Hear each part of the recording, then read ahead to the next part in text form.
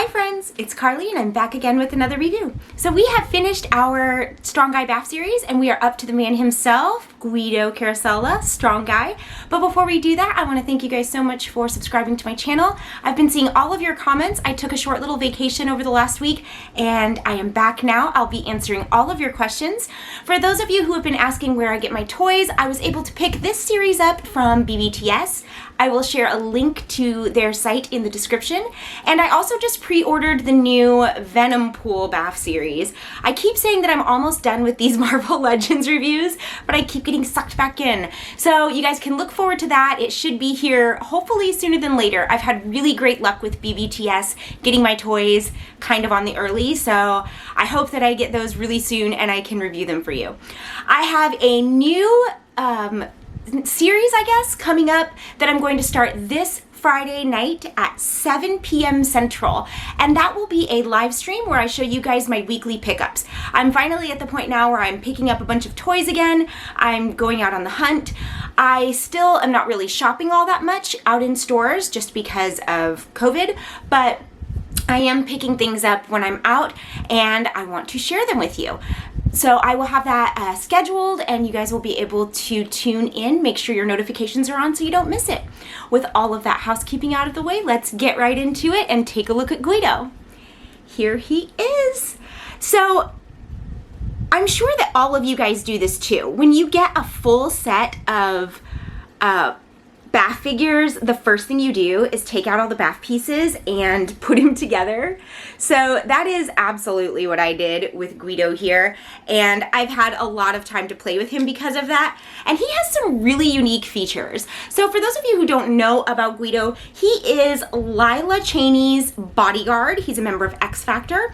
His ability, as has been the case with many of the characters we've been talking about lately, is to absorb kinetic energy and release it as super strength, making him a super strong fighter. He gained his ability, he was a very scrawny, introverted type kid, being raised in New York by an Italian family. He got into a fight on the playground and it sort of culminated in him getting hit by a bus, which manifested his mutant powers and made his body grow super disproportionately huge and gave him his ability to show his strength. Apparently that process was pretty painful.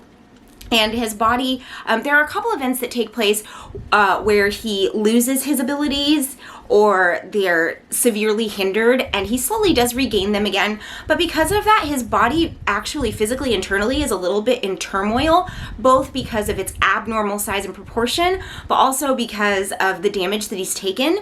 And the way that Guido sort of deals with that is through his humor. So he has this face that he presents to the world, and I think that the expression on his face really sort of like captures that he's just sort of this, he tries to present as kind of this smirking sort of goon, but in reality, he's really sort of a tortured guy. He's sort of suffering. So I always love that type of character, but he is sort of the funny guy. He got his name Strong Guy at the first presentation of his team, the X Factor team, at a press conference. A little kid saw his huge body and said, "He must be the Strong Guy," and he just blurted out that that was his name. So I sort of love that story. I think it sort of just portrays a little bit his humor and how he tries to keep things lighthearted even when it's tough for him.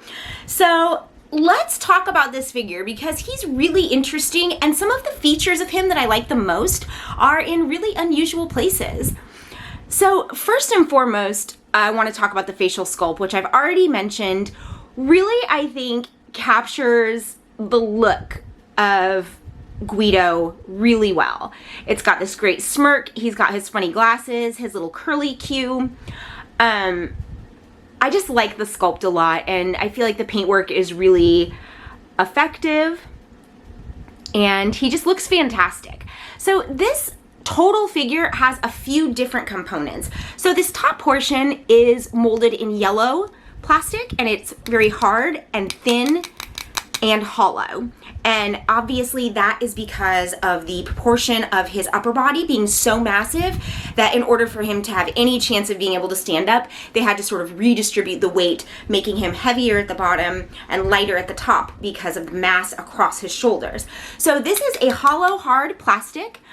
I believe that his lower body, so his bottom right here, is molded in yellow plastic. His hands are molded in yellow plastic.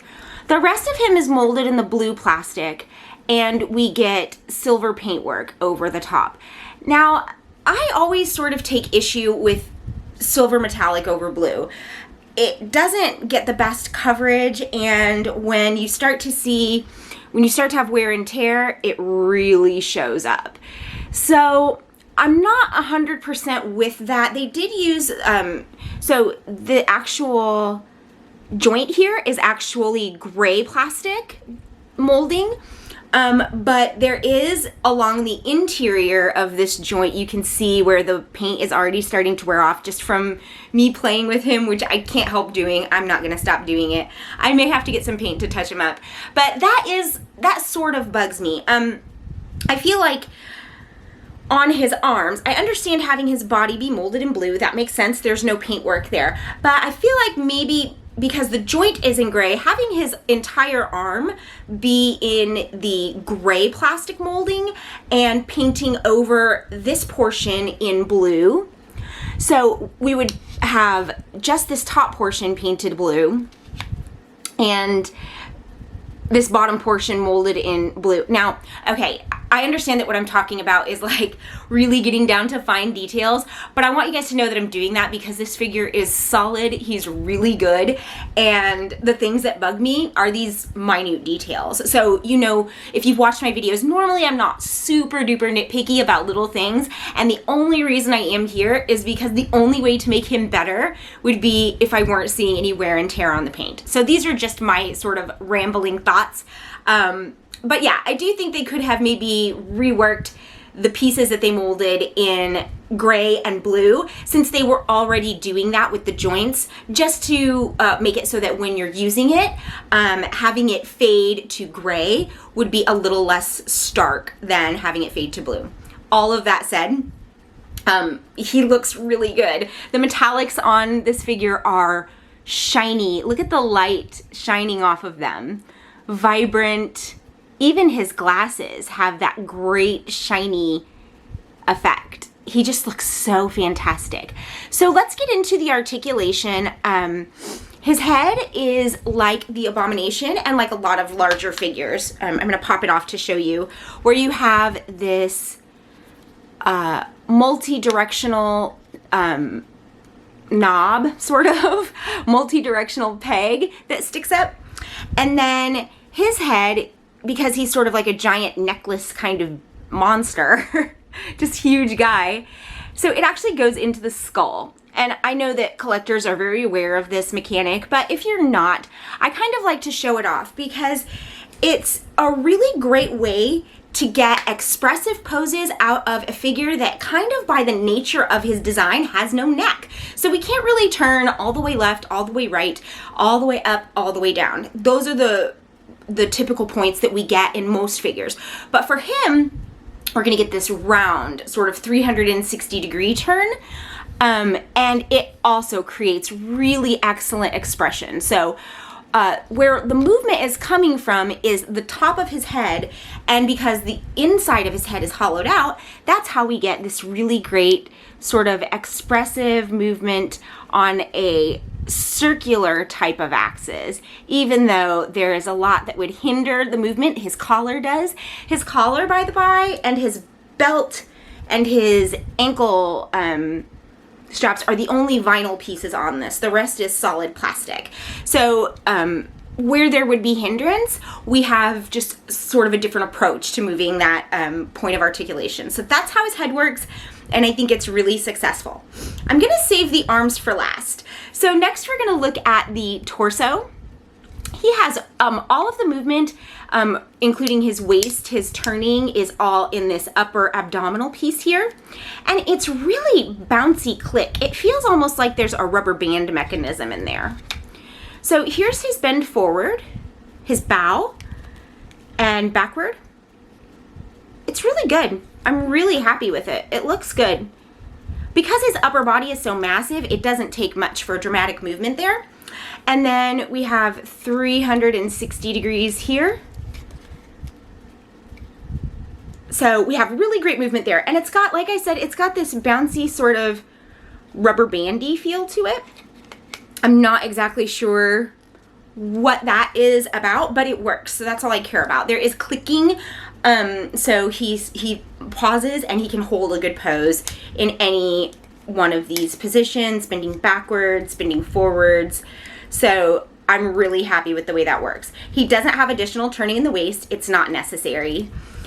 So when we're looking at the legs, you know, I haven't been really happy with the lateral lift in a while. This one's pretty good. I mean, for the size of him, it's pretty good. I guess I'm not gonna have too much to say about this on these figures. We will be doing some G.I. Joes soon, and I'll get into a little bit more how I feel about the lateral lift in the leg and what the difference between the Marvel Legends lift and the Joes lift is. So when I'm talking about these Marvel Legends, I'm just gonna show it because they're all pretty much the same. Although I will say that Guido is a little bit higher maybe than I've seen recently.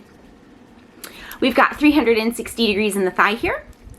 I am so impressed with the bend in his knees. With these massive thighs and really big calves, we get a really great bend. I'm really happy with those and surprised. You know, when you see a character this bulky, you automatically just sort of expect those won't be as good, and this one is great. And then we've got his ankle. So we've got, let's see, good rocking side to side, back, forth, and then a full range in between. I got a comment recently where somebody explained to me that this isn't actually a ball and socket, and they explained really well how the particular joint in the foot works, and I'm super appreciative of that because I didn't actually know that. But when I describe it as a ball and socket, what I'm really trying to say is that it's functional like a ball and socket would be. Like you would expect, you know, a ball and socket joint to work, even though that's not technically correct. So I'm really grateful for that. Check through my comments. Somebody explains really, really well how this particular part of the foot and ankle work. And correct me on something that I say all the time that isn't technically correct, and I'm just gonna let you guys know I'll probably keep saying it because that's how I see it in my mind, but there's an excellent explanation in my comments for you guys to look at. I'll try to find it and pin it on whatever video it's on. So the points of articulation on this guy are great. Now we're gonna get to the arms, and the reason I saved the arms for last is because this is the first time ever I've had a figure where the dynamic points of articulation are all in the arms, and I'm going to show you what I mean here. So we'll look at, you know, first we'll just look at what they do. Everything is pretty typical. We've got a really great 360 degree turn in the shoulder, easy movement up and down. He turns here in the forearm. We've got great bending in the forearm. And turning in the wrist, and also movement back. It's a little bit difficult because he has these bracers on, but he does have movement back and forth like this in his wrist.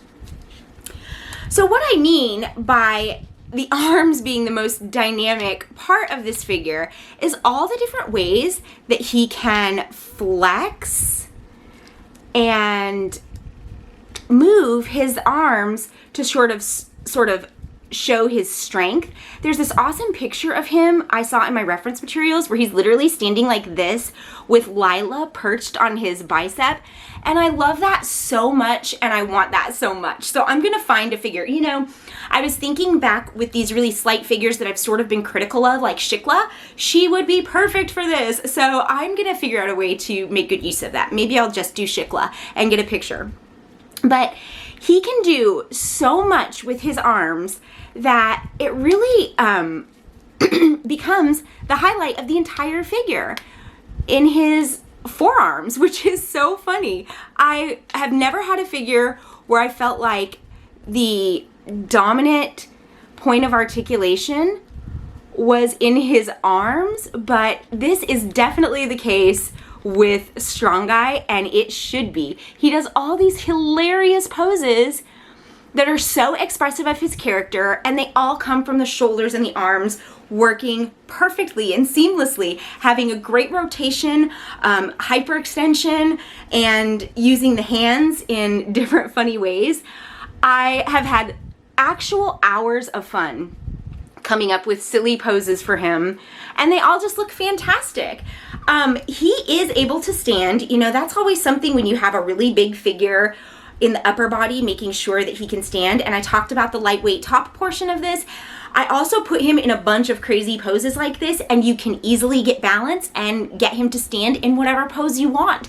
So at the end of the day, this figure was fun in a way that I did not expect, and in a way that I haven't experienced before, and he just looks fantastic. So I have to say that this entire series leading up to this point was a complete and total success for me. I absolutely love Strong Guy. He is gigantic. He looks phenomenal, and he's really, really fun to play with. And as someone who actually plays with her toys and doesn't just display them, that really matters to me.